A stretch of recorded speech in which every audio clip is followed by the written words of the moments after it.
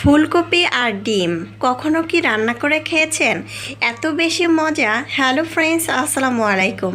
আজকে আমি ফুলকপি আর ডিম দিয়ে যেভাবে রান্না করে দেখাচ্ছি, সেভাবে একবার বাসায় তৈরি করলে রোজ আপনাদের খেতে ইচ্ছে করবে। শীতের সবজি দিয়ে এই মজাদার রান্নাটা করে খেতে পারেন। তো আর কথা নয়, রেসিপি শুরু করছি।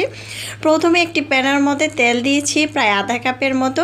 তেলের মধ্যে 1 চিমটি লবণ, 1 চিমটি হলুদ দিয়ে সিদ্ধ করা ডিমটা আমি দিয়ে দিলাম। অল্প করে আমি ডিমটা রান্না করছি। তারপর ডিমটাকে হালকা একটু ভেজে লাল করে নিব। এই তো আমার কিন্তু ডিমটা খুব ভালো করে ভাজা হয়ে গিয়েছে। এই পর্যায়ে আমি এখানে দিয়ে দিব সেই তেলটার মধ্যে আগে থেকে ফুলকপিটাকে একটু ভাপ দিয়ে নিয়েছি, অথবা গরম পানির মধ্যে একটু ভিজিয়ে রাখবেন। ফুলকপির মধ্যে কোনো পোকামাকড় থাকলে কিন্তু সেটা চলে যাবে। তারপরে আমি এটাকে একটু হালকা করে ভেজে নেব। হালকা করে ভেজে নিলে তরকারিটা খেতে এত বেশি মজা হয়। এই তো দেখতে পাচ্ছেন আমি কিন্তু হালকা করে ভেজে নিয়েছি। এখন ফুলকপিটাকে উঠিয়ে নিলাম। সেম আরও 2টি বড় সাইজের আলু ছোট ছোট করে কেটে আলুটাকেও সেম লাল করে একটু ভেজে নিলাম। এই প্রসেসটা দেখে আপনারা রান্না করে খেতে পারেন, খুবই দারুণ মজাদার হয়েছিল।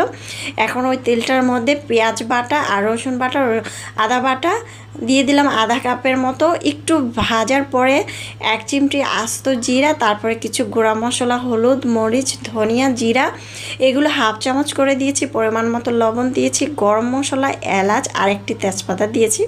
1 পিস করে দিয়েছি। পরিমাণ মতো পানি দিয়ে মশলাটাকে খুব ভালো করে কষিয়ে নিলাম।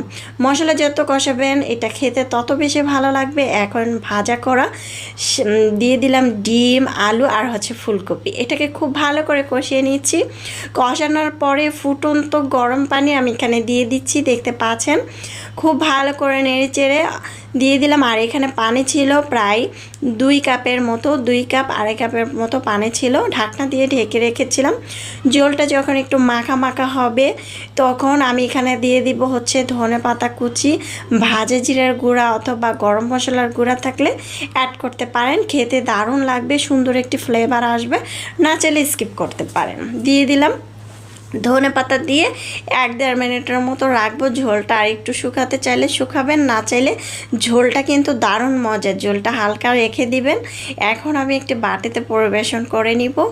মাশাআল্লাহ, দেখতে যেমন সুন্দর হয়েছে, খেতেও দারুণ মজা হয়েছিল।